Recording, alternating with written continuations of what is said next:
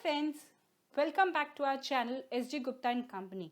And मैं C ए शिल्पा गोयल आज आपके साथ डिस्कस करने वाली कुछ एक्सेल टिप्स जो आपके ऑडिट में काम आएगी।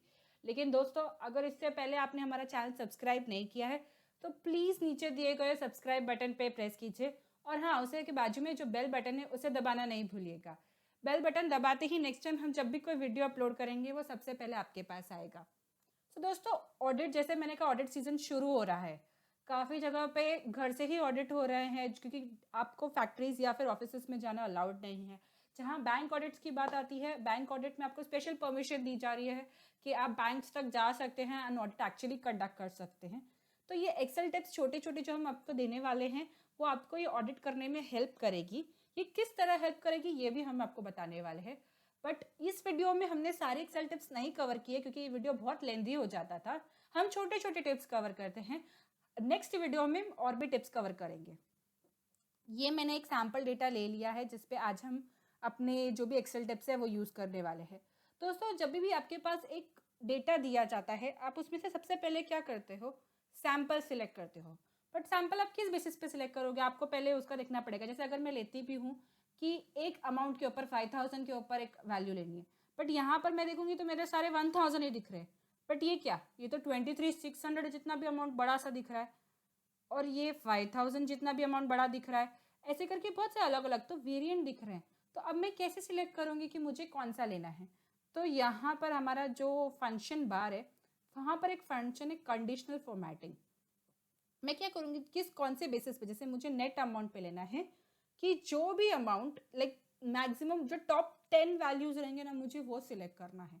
तो मैं जाऊँगी, पहले तो मैं कॉलम को सिलेक्ट करूँगी जिस कॉलम से मुझे वो सैम्पल डेटा मतलब कॉलम का वैल्यू ज़्यादा है या टॉप 10 वैल्यूज़ का मुझे लेना है, मैं उसको सिलेक्ट कर लूँगी।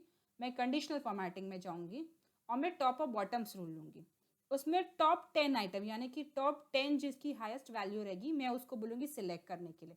जैसे मैंने इस पर सिलेक्ट किया तो उसने बोला format cells that rank in the top 10। अगर 10 से ज़्यादा करना है तो भी आप कर सकते हो, 10 से कम करना है तो भी आप कर सकते हो। मैं फिलहाल 10 ले रही हूँ।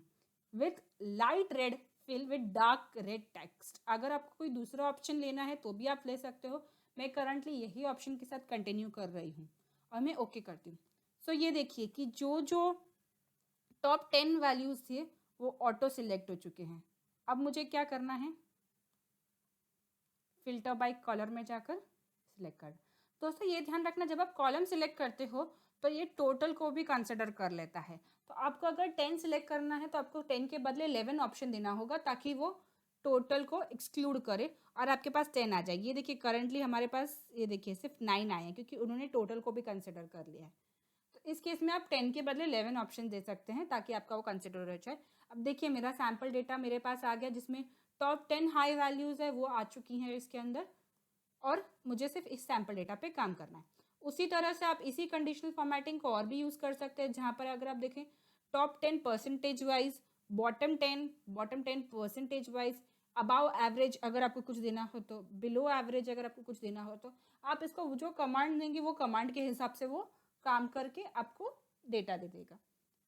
अब अगर आपको ये सपोज आपने कंडीशनल फॉर्मेटिंग कर दी, अब आप चाहे कुछ भी करेंगे, ये कंडीशनल फॉर्मेटिंग कोई कलर नहीं है जो आप इसको हटा सकते हैं।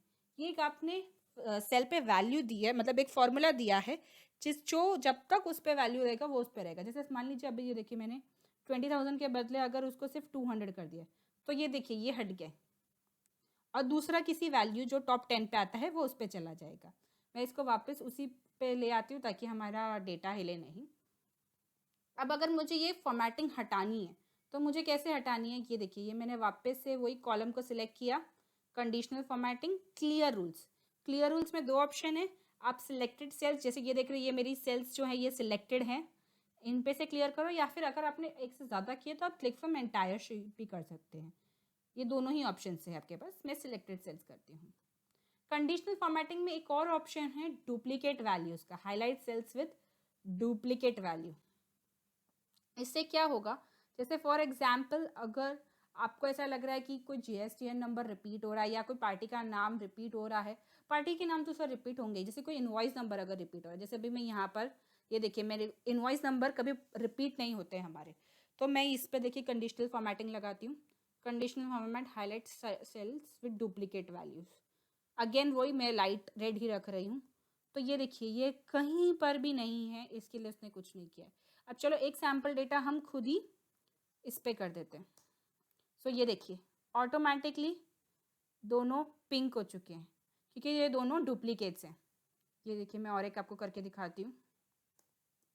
ये देखिए ऑटोमेटिकली ये डुप्लीकेट हो चुका है। जैसे डुप्लीकेट होगा वो ऑटो, क्योंकि आपने पूरे कॉलम को कमांड दिया है, वो ऑटो पिंक हो जाएगा क्योंकि वो डुप्लीकेट वैल्यू। ये मैं चेंज करके मैंने इसको हटा दिया है फिलहाल, और मैं इस पे से कंडीशनल फॉर्मेटिंग भी हटा रही हूँ। सॉरी, क्लियर रूल्स में जाकर हटा दिया। तो ये था कंडीशनल फॉर्मेटिंग। इसको आप जैसे ही यूज़ करना चाहें अपने ऑडिट में आप यूज़ कर सकते हैं। इसके अलावा ये डेटा मैंने जो लिया है वो एक जीएसटी पर्सपेक्टिव से लिया है। आप कोई भी ऑडिट करो उसमें जीएसटी में भी आपको चीज़ें चेक करनी होगी। जीएसटी ये तो मैंने जस्ट एक बेस लिया है। अगर आपको ये फॉर्मूला समझ गया तो आप अपने डेटा में अपने हिसाब से भी यूज़ कर सकते हैं। जैसे अभी जनरली जब जीएसटी नंबर्स जब चेक करते हो, आपका GST number fix 15 digit number होता है। अब इतना लंबे शीट में आप कैसे चेक करोगे कि यार आपके 15 डिजिट है कि नहीं है? तो आप एक फॉर्मूला लगा दोगे प्लस लेंथ का, LEN इसका फॉर्मूला है। दोस्तों आप लिख सकते हो या फिर ये वीडियो हमारा वापस चेक कर सकते हो कि ये कैसे चेक करने का। प्लस LEN ब्रैकेट्स ओपन और ये टेक्स्ट इसमें ये दिया मैंने और बंद कर दिया। अभी देखिए इसमें वो कैलकुलेट कर लेगा लेंथ जब मैं बोलूँगी। तो इस सेल को जिसको मैंने सिलेक्ट किया, ये देखिए D4 वाला जो सेल है उसमें कितने स्ट्रिंग्स हैं, जैसे ये 2 7 ASFPG, वो सिलेक्ट करके मुझे बता देगा कि ये कितने हैं इसके अंदर। अब इसमें 15 है। अभी यही सेम फॉर्मूला मैं नीचे पूरे शीट में कॉपी पेस्ट करूँगी जहाँ तक मेरे जीएसटी नंबर लिखे। तो ये देखिए सब जगह 15 ये एक 14 आ रहा है। तो आप ये हाईलाइट करके अपने क्लाइंट को दे सकते हैं कि इस जीएसटीएन नंबर में कोई प्रॉब्लम है, इसमें कुछ रॉन्ग है, आप प्लीज़ इसको रेक्टिफाई करवाइए। आप ये सेम फॉर्मूला अपने इनवॉइस नंबर पे भी यूज़ कर सकते हैं, क्योंकि इनवॉइस नंबर के लिए भी एक कंडीशन होती है कि उसका बेसिकली जो कैरेक्टर मतलब स्ट्रिंग टोटल इनवॉइस का नंबर होना चाहिए 16 से ज़्यादा नहीं होना चाहिए। आप ये सेम उस पर भी सिलेक्ट कर सकते हैं। अगर 16 से ज़्यादा है तो आप अपने क्लाइंट को हाईलाइट करके दे सकते हैं कि प्लीज़ इसमें कुछ चेंजेस कीजिए ताकि ये 16 से नीचे आए और आपका जो कस्टमर है और आप जो जीएसटी पोर्टल पे है दोनों का इनवॉइस नंबर सेम निकले और कोई उसमें वेरिएंसेस नहीं आए। सो ये था लेंथ का फॉर्मूला। अब काफ़ी बार पता है आपको इनवॉइस नंबर जैसे चेक करना है कि सीरियली नंबर है कि नहीं, कोई मिसिंग है क्या। तो आप क्योंकि इसमें अल्फ़ाबेट्स प्लस नंबर्स हैं, डिफ़िकल्ट होता है आपके लिए चेक करना कि ये सीरियली नंबर है कि नहीं। तो हम क्या करेंगे, हम इसे टेक्स्ट टू कॉलम कर देते हैं। टेक्स्ट टू कॉलम के लिए मैं क्या करूँगी, मुझे पता है मुझे ये #1 #2 #3 चाहिए। तो ये हैश बेसिकली एक डिवाइडिंग फैक्टर है। तो मैं यहाँ पर स्पेस कर दूंगी कॉलम्स में थोड़ा, सॉरी,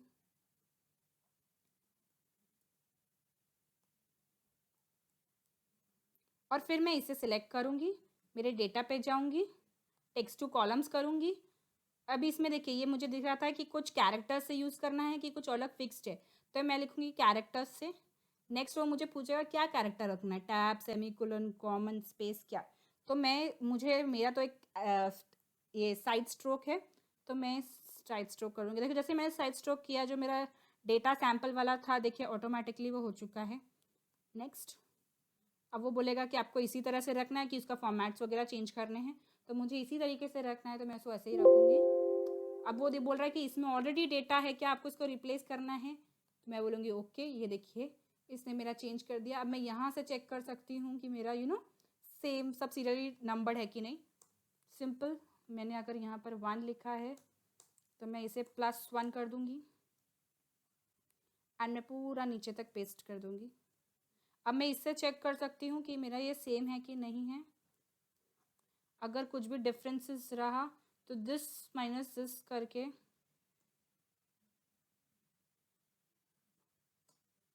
ये देखिए सब जगह 0 आ रहा है, यानी कि मेरा कहीं पर भी डिफरेंस नहीं है। तो दोस्तों ये था फॉर्मूला टेक्स्ट टू कॉलम का। ये एक्सेल के कुछ टिप्स थे, हम और भी टिप्स देंगे आपको हमारे अगले वीडियो में। आई होप आपको हमारा ये वीडियो अच्छा लगा हो। अगर अच्छा लगा हो तो इसे प्लीज़ लाइक कीजिए, शेयर कीजिए और सब्सक्राइब कीजिए। Thank you.